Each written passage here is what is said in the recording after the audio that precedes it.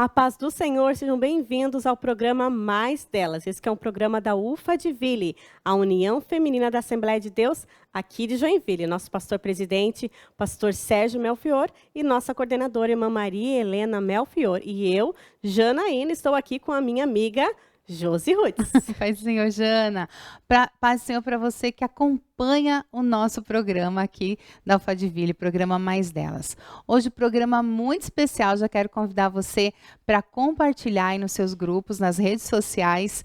E se você ainda não é inscrito no nosso canal, aproveita agora, se inscreve e ativa o sininho para receber as notificações dos novos vídeos.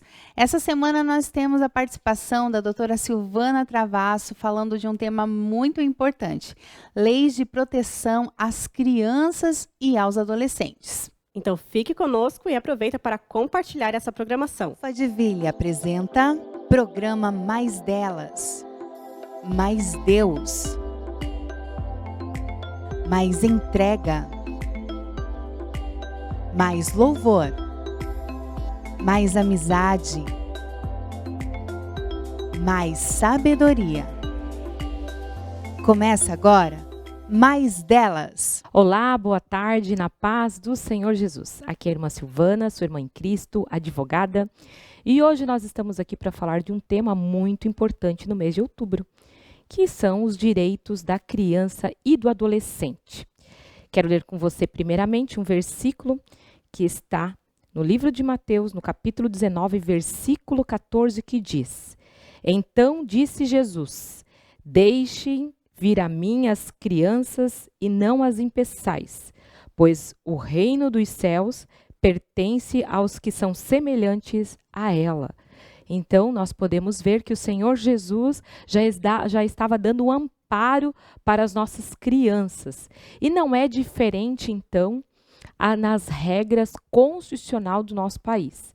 Nós temos a lei que foi promulgada em 13 de julho de 1990, que foi o Estatuto da Criança e do Adolescente. E você pode perguntar, mas para que um estatuto estabelecido para criança e adolescente? Então, a nossa Constituição, ela já traz princípios básicos para proteger as nossas crianças. E o ECA, ele veio consolidar separadamente, então, essas leis. Então, quem pode, primeiramente, ser considerado uma criança e um adolescente? Então, segundo o artigo 2º do nosso ECA, do Estatuto da Criança e do Adolescente, considera-se criança a pessoa até 12 anos de idade, incompletos, e adolescente aquela entre 12 e 18 anos de idade. Então, os menores de idade que ainda precisam ser guardiões, ainda precisam ter um responsável do lado, eles têm que estar entre 12 anos incompletos para serem crianças e 17 anos, 18 até 17 anos ali completos para ainda serem adolescentes, Isso estabelecido aonde? No ECA. Então, no Estatuto da Criança e do Adolescente. Agora nós estamos nesse mês da criança e adolescente. Recentemente, na nossa cidade, foram eleitos os conselheiros tutelares.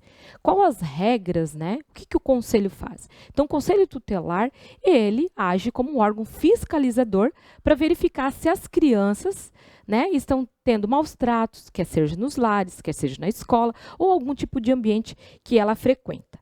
Então, quais são esses direitos da criança e adolescente? Então, o artigo 3º do ECA vai dizer que, então, que eles gozam de todos os direitos fundamentais, então, que são inerentes à pessoa humana. Casa, moradia, família, saúde, educação, lazer e entre outros, Ou seja, eles são todos, são sujeitos de direitos que estão reconhecidos, então, pela nossa Constituição Federal e são merecedores e detêm toda a responsabilidade delas, sobre a proteção integral do Estado, dos pais e dos seus responsáveis, Então, você até poderia dizer, se uma criança, como é que ocorre se há uma violação desse direito? Se houver uma violação de qualquer tipo de direito da criança e adolescente, nós temos a nossa delegacia de polícia, que é uma delegacia especializada em criança e adolescente, a nossa DPCAM, que na verdade ela é uma delegacia especializada, né, tanto para resguardar e para receber denúncias de maus tratos também de mulheres, de idosos e também de crianças e adolescentes, né? Que fica próximo aqui à nossa sede. Agora, qual é o dever da família? Né? Qual é o dever do Estado? Então, o artigo 4º diz que tanto o Estado quanto a família, eles têm o dever de dar essa proteção, de guardar, de resguardar os direitos dessas crianças, de proteger essas crianças, né? Existem alguns institutos legais que estão dentro do ECA, quer eles sejam pela adoção, quer eles sejam sobre a destituição do poder de família, quando essa criança ela está sendo maltratada, de alguma forma tendo seu direito violado, o que o Estado tem que fazer, né? Então, o Estado, ele vai afastar aquela criança de quem não está cumprindo com esse papel do dever familiar, né? Então, se o papel e o dever da família é resguardar essa criança e ela não está resguardando, o Estado ele tem como obrigação afastar essa criança para que seja verificado a necessidade, né, de ainda ela pode ir para um abrigo, ou ela pode ir para uma família extensa, né, ou ela pode voltar até para o lar familiar, dependendo da situação, dependendo da investigação. Mas o Estado ele é responsável por isso, né? Por isso nós temos nossas casas, né, de abrigos, que são casas acolhedoras de crianças, que aí vai haver uma definição de ocorrer o quê? Ou vai ocorrer o retorno dessa criança para o lar, ou vai ocorrer a destituição do poder familiar. Ou seja, essa criança vai sair, né, da responsabilidade dos pais biológicos ou adotivos dela, e ela volta, então, para adoção ou ter uma guardiã, quer seja do próprio Estado ou quer seja da rede de família extensa, né? Então, como é importante a gente saber e estar estruturado dentro dessas leis para que a gente possa dar o melhor para nossas crianças, né? E nós, como igreja, com o nosso dever como igreja, como conhecedores da palavra de Deus, mais ainda, né? Nós temos a nossa escola bíblica dominical, que ensina constantemente, tem classes, né, de crianças, classes de adolescentes, e essas classes, nossos professores, eles também podem vislumbrar uma forma de proteção, né? Porque ele vai estar ali acolhendo, vai estar ali ouvindo, vai estar ali também naquele período protegendo essa criança. Então, como o artigo 4º fala que é o dever tanto da família, do Estado e da sociedade civil em geral, resguardar esses direitos, estar atentos a esses direitos às crianças e adolescentes, nós como igreja estamos inseridos nesse contexto também, né?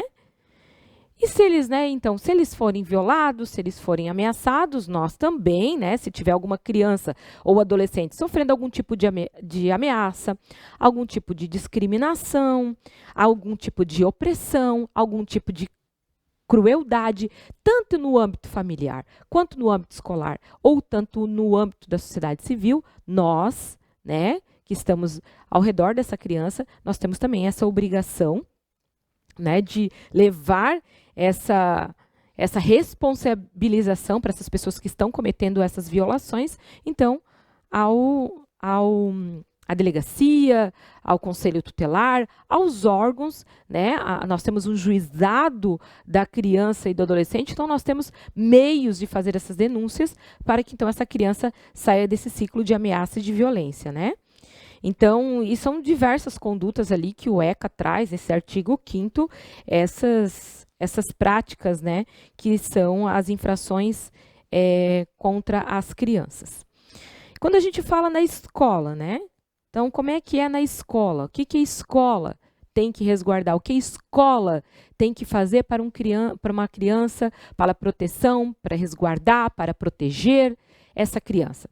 Então, a escola, lá no artigo 56 do ECA, diz que os dirigentes de estabelecimento de ensino fundamental comunicarão ao Conselho Tutelar os casos de maus tratos envolvendo seus alunos, reiteração de faltas injustificadas e de evasão escolar, esgotados esses recursos escolares, né? E elevados níveis de repetência, de crianças que repetem o ano.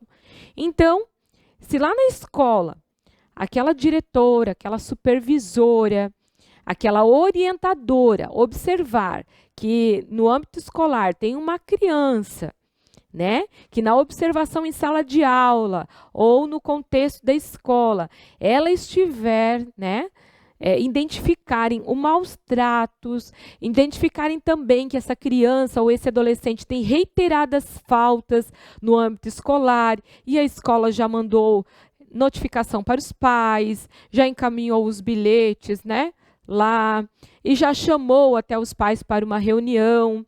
Então, quando esgotou todas as situações que a escola tentaria fazer no âmbito administrativo, né, na parte administrativa escolar interna, ela tem a obrigatoriedade de fazer, então, essa comunicação ao Conselho Tutelar. Então, se o aluno está faltando demais, se o aluno repete o ano demais, né, o que a professora e todo o corpo, né, no âmbito escolar vai fazer? Vai encaminhar uma notificação ao Conselho Tutelar, explanando a situação, para que, então, o Conselho Tutelar verifique as causas dos maus tratos, no caso de maus tratos, verifique as faltas reiteradas, no caso de falta, verifique também as questões, né, de repetições de ano, porque às vezes aquela criança ela pode ser identificada com algum tipo de deficiência, que ela é o autismo ou TDAH, e tantas outras, né, às vezes situações que não são identificadas e não são colocadas para a escola. E o Conselho Tutelar ali consegue, então, chamar os responsáveis e fazer essa prática, né? Então, está lá estabelecido também, dentro do Estatuto, no artigo 56. E aí, mas se a escola, doutora Silvana, irmã Silvana, não fizer essa comunicação, então, se essa escola não fizer essa comunicação, ela também é responsabilizada por infrações, né? Por infrações no âmbito administrativo, né? Por estar negligenciando os direitos estabelecidos, então, no ECA. Então, é de muita valia, né, a professora, a diretora e todo o corpo administrativo da escola estarem conscientes, atentos com as crianças. Por quê? Porque no âmbito escolar que a criança passa a maior parte do seu tempo. Né? Nós temos aqui crianças que vão à escola no tempo integral, ou se não são do tempo integral, né, passam ali 4 horas, né, praticamente do seu dia no âmbito escolar. Então, os professores conseguem identificar, né, os problemas que aquela criança está tendo. Né? Então, esse estabelecimento, então, a escola, ela é responsável caso ela não notifique e ela não observe essas práticas. Né? E agora, como é que é essa questão, né, de disciplinar uma criança para que essa criança não venha cometer a violência? Nós estamos também, o ECA, ele também estabelece regras para os adolescentes que cometem atos infracionais, né? Então, a criança, e o adolescente, né, a criança ela não é responsabilizada por ato infracional até os 12 anos, mas a partir dos 12 anos ela já é, né? Então, se ela cometer algum tipo de crime, algum tipo de uma infração, ela é responsabilizada no sentido, né, de medidas a gente chama isso de medidas socioeducativas. Então, pode ser por internação, pode ser por alguma notificação, algum serviço voluntário, né? Então, e essas tipificações também estão estabelecidas no ECA. Então, o adolescente menor infrator, ele também vai ter os seus direitos estabelecidos né? Então, no Estatuto da Criança e Adolescente. Então, por exemplo, se um adolescente de 15 anos, por um motivo, cometer um ato, né, um crime, um homicídio, um roubo, qualquer tipo de crime, ele não vai poder ser preso, ele é apreendido, né? A palavra certa não é prisão, é apreensão, e ele vai estar ali dentro do ECA, né? Ele não vai poder ter nenhum tipo de castigo físico, né? Isso é vedado totalmente no ECA, né? Então, ele vai ter, assim, as suas medidas socioeducativas, né? Estabelecidas ali. E para educar, é permitido o uso da violência? Você pode dizer assim, né? Ah, mas se o meu filho se me faltar com respeito, eu posso, quem sabe, usar, né, da minha força física para puni-lo, né? No ECA, né, tá bem claro que o artigo também 18A estabelece o seguinte: a criança e o adolescente têm o direito de ser educados e cuidados sem o uso do castigo físico ou de tratamento cruel ou degradante como formas de correção, disciplina, educação ou qualquer outro pretexto pelos pais, né? Pelos integrantes da família ampliada, pelos responsáveis, pelos agentes públicos, né, que são executores de medidas socioeducativas, ou por outra, né, qualquer pessoa encarregada de cuidar deles. Então, não dá, o ECA veda qualquer tipo de educação, né, combinada ali com algum tipo de castigo, violência, né, esse tipo, né? Mas e a lei? A lei considera a violência o quê para criança e adolescente, né? Então, para o Estatuto da Criança e Adolescente, a violência pode ser toda a ação que gere castigo físico, ou seja, ação de natureza disciplinar e punitiva com o uso da força física, né? Então, se a criança, por exemplo, se esse pai às vezes pegou num braço ou no pulso dessa criança e ela, por algum motivo, né, alguém visualizar, alguém ver e levar isso a um boletim de ocorrência, a uma denúncia, esse pai, né, esse responsável, esse agente público ou qualquer outra pessoa vai ser responsabilizada, então, por isso também, né? Então, quando nós falamos da forma de educar, se é permitido o uso de violência, não. Agora, o que diz o ECA sobre a criança trabalhar, irmã Silvana? Criança pode trabalhar? Então, é a partir dos 14 anos. É a partir dos 14 anos que, então, o adolescente possa começar esse contrato, né? Esse contrato de aprendizagem, sendo proibida outra modalidade, né? Então, de trabalho entre os 14 e 6 anos. Que a gente fala, então, de uma prática muito conhecida, que são os menores aprendizes, né? Que eles têm contratos ali com a empresa e essa metodologia de aprendizagem. A partir desse ano, crianças que têm a idade, né, inferior a essa idade mínima aos 14 anos não pode trabalhar, não pode ter vínculo empregatício e ali também estabelecido algumas infrações, tanto criminais, né, e civis de empresas ou qualquer pessoa também física que cometem essa prática. Tá? Então, e a partir já dos 16 e 17 anos, então é possível um contrato então, vinculado às nossas leis trabalhistas, nossa CLT. Né? Então, ali, o adolescente, a partir dessa idade, 16 até os 17 anos, então ele já pode. Eles têm algumas particularidades, né? Ele não pode trabalhar em horário noturno. Então, perguntar, o adolescente pode trabalhar à noite? Não. Então, né, o noturno, ele só pode, em algum período ali, então, tem alguns trabalhos que são feitos no período da madrugada, os adolescentes, eles já não podem. Então, esse trabalho então, é estabelecido até 22 horas, né? Então, mas entre 24 horas e, por exemplo, que é realizado das 10 da noite até 5 da manhã, é vedado ao adolescente fazer esse tipo de trabalhos, né?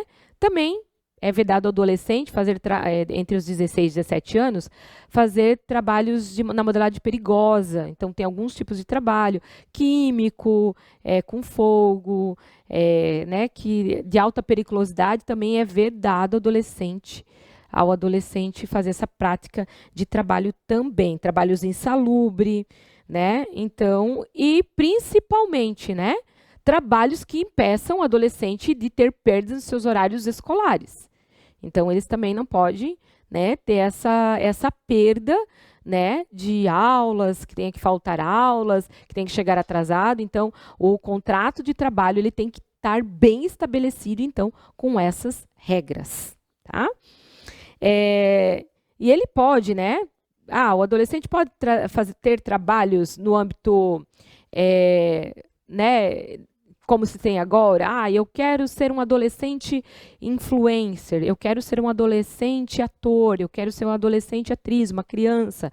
Então, ele pode, desde que todos esses contratos estejam diretamente ligados, né, aos seus responsáveis. Então, um adolescente, né, que tem algum tipo de trabalho vinculado à sua exposição publicitária ou imagem, todos esses trabalhos são feitos através de contratos, juntamente com os seus responsáveis, mas também vedados algumas situações, né? A exposição do corpo, da imagem, né? Dos horários, do tipo de publicidade. Então, adolescente, doutora Silvana, poderia fazer uma propaganda de cigarro? Não.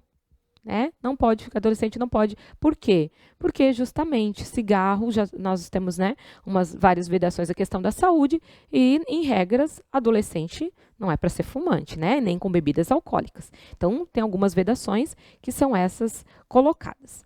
Então, eu gostaria de estar encerrando aqui, né, essa abordagem para que nós, como também irmãos em Cristo, professores, pais, tios, né? Nós estamos aqui rodeados de criança.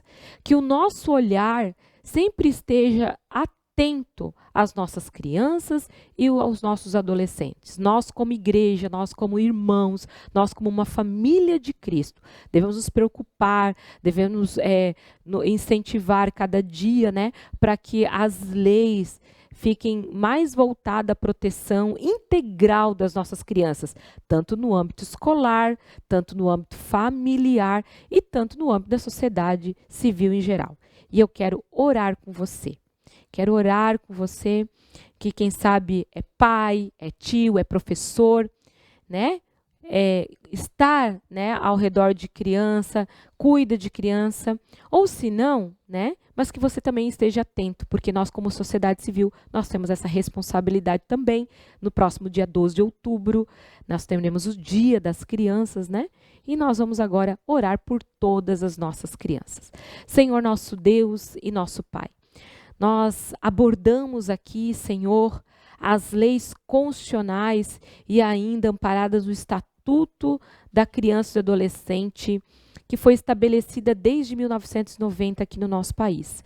Pai, que o Senhor possa cuidar e zelar pelas nossas crianças, que cada dia as leis sejam mais de proteção às nossas crianças, que as nossas crianças venham ser guardadas no âmbito escolar, no âmbito da família, no âmbito da sociedade civil em geral, Pai. Nós oramos para que o Senhor dê sabedoria aos pais, para que possam educar e ensinar os nossos filhos. Nós oramos também por professores que estão lá no âmbito escolar, Pai, que o Senhor possa ajudá-los a educar, a colocar bons princípios e valores nas nossas crianças. E principalmente, Senhor, eu oro pelos nossos legisladores, que as leis a cada dia que saem em favor das crianças e dos adolescentes sejam leis que venham dar uma proteção às nossas crianças em todos os âmbitos do nosso país, Pai. É o que nós te pedimos. Guarda nossas crianças. Guarda também, Senhor, todos aqueles que estão envolvidos com crianças e adolescentes. É a nossa oração, o nosso pedido e o nosso agradecimento em nome de Jesus. Fique com Deus, fique na paz do Senhor. Que bênção nós podemos ouvir essa palavra de instrução para cada uma de nós, né? Você que trabalha com crianças, com adolescentes na tua congregação, você que tem filhos, é muito importante nós estarmos inteirados das leis que protegem os nossos filhos, as nossas crianças. E semana que vem estamos novamente aqui. Tenham todos uma ótima semana e fiquem com Deus. Tchau, tchau. Tchau. A programação de hoje contou com o apoio de Dolabella Boutique Moda Feminina, vestindo mulheres com elegância e estilo. Loja online com atendimento personalizado. Telefone 47 8802 6466.